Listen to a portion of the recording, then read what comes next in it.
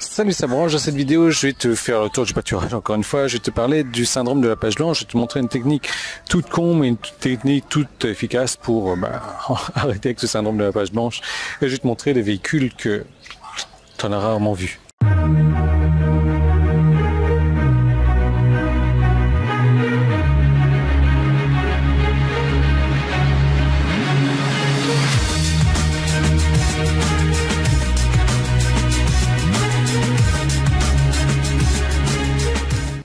Donc, ma chambre était derrière, ça c'est la piscine, ça c'est la fresque derrière. Alors on va se rapprocher un petit peu, elle est super jolie et ça serait dommage que tu puisses pas en profiter et tu vas peut-être avoir un peu plus d'informations sur là où je me trouve.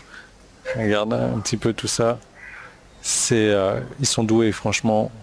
Moi quand j'arrive même pas à dessiner une maison avec un crayon à papier, j'arrive même pas à imaginer comment les gens font pour faire ce genre de truc là.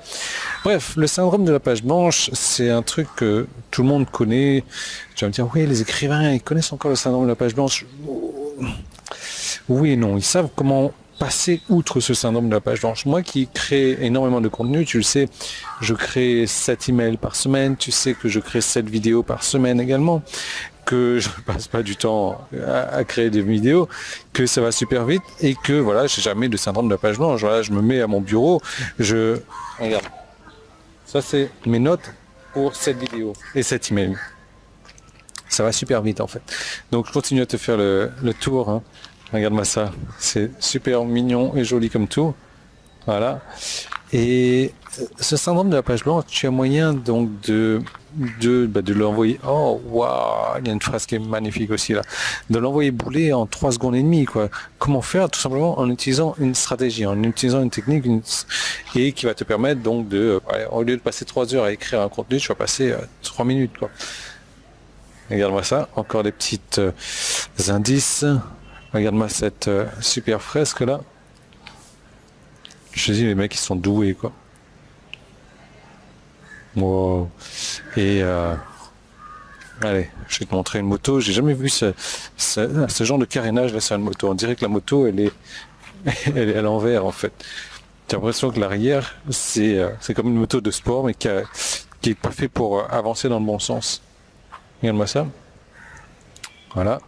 Et maintenant, je vais te montrer ce véhicule-là. Donc, bien sûr, tu me mets dans les commentaires si tu as trouvé le pays. Hein. À mon avis, avec tous les indices que j'ai été donnés depuis ces quelques jours-là, c'est plus très compliqué. Alors, voilà, j'ai ça. C'est un tout petit camion. Je dois être aussi grand que... Voilà.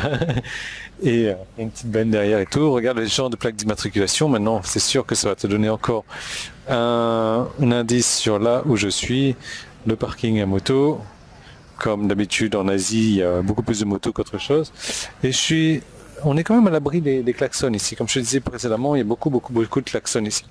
Donc le syndrome de la page blanche, très simple à éviter. L'idée, c'est que déjà, avant de travailler, avant de te mettre à bosser, il faut pas te forcer. Il faut pas te dire, ok, moi j'ai un article à créer aujourd'hui et voilà, il faut que ce soit le meilleur article de qualité dans 12 minutes. Il faut déjà attendre que tu sois dans une phase d'inspiration. C'est pour ça que moi, je crée tous mes articles, une journée par semaine. J'attends ma phase d'inspiration. Il y a un moment spécial où je suis inspiré dans la journée et boum, je crée tous mes articles, je crée toutes mes vidéos. C'est pour ça que toutes mes vidéos se retrouvent quasiment au même endroit. Il y a des fois, je change un petit peu au courant de la semaine, comme je vais le faire dès demain. Je vais marcher un petit peu sur la route et là, tu vas entendre les bip bip et les klaxons et tout ce que tu veux. Mais déjà, c'est ce qu'il faut faire. Ensuite, autre chose, c'est que le cerveau, et je sais pas comment ça marche, comme ça, c'est psychologique, c'est physiologique, c'est physique, ce que tu veux. Le cerveau adore ou déteste d'avoir une date limite.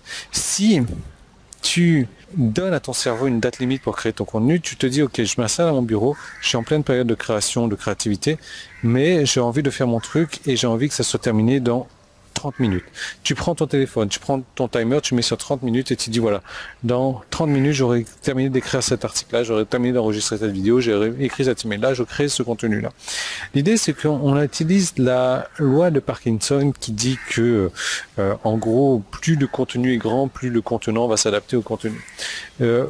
C'est pas très joli ce que je suis en train de te dire, mais entre guillemets ça veut dire que si tu te laisses 2 heures pour effectuer une tâche, que tu te laisses 2 heures ou 30 minutes pour effectuer cette même tâche, dans les deux cas, tu vas prendre toute la totalité du temps. Tu vas prendre les 2 heures pour effectuer cette tâche ou tu vas prendre les 30 minutes pour effectuer cette tâche-là. Et au final, tu vas avoir le même rendu. Donc, quel est l'intérêt de prendre 2 heures pour effectuer cette tâche? Wow, wow, regarde-moi cette bête-là. Je sais pas si tu la vois. Wow. 2 heures pour effectuer le même travail que tu aurais pu effectuer en une demi-heure. Quel est l'intérêt de perdre 30 minutes, 1 heure et demie? Donc l'idée, c'est vraiment de se mettre un timer. Voilà. Et de se dire, ok, de se couper de toute distraction, de se couper de toute notification ou autre. Tu te bosses sur cette tâche-là pendant X minutes et tu vas la réussir à la faire. Et là, je peux t'assurer que ton cerveau, il y a un truc magique qui va se passer à l'intérieur et il va trouver des idées, il va trouver des mots, il va trouver ce qu'il faut faire pour effectuer cette tâche-là en temps et en heure parce que tu lui as imposé ce temps et cette heure-là pour cette tâche-là. Voilà, donc moi ce que je vais faire, c'est que je te propose maintenant de cliquer sur la seconde vidéo. C'est un bouton jaune en haut, en bas, c'est sur le site ou le petit i qui est là pour aller voir la seconde vidéo. Cette seconde vidéo, je te montre comment je crée mon contenu. Si tu es intéressé dans la manière dont je crée mon contenu, si ça te plaît, si tu si le contenu que je fais tu trouves ça intéressant, que tu te sens de créer ce contenu-là sans aucune difficulté et en prenant plaisir et en faisant ça rapidement et en te faisant remarquer sur Internet, je te propose de regarder cette seconde vidéo. Donc tu cliques sur le bouton, je te retrouve de l'autre côté, je te dévoile tous mes trucs et astuces, je te dévoile tout ce que tu devrais savoir pour la création de contenu, tout ce que moi je fais et tout ce que je t'encourage à faire si tu aimes le contenu que je fais. Donc je te retrouve de l'autre côté.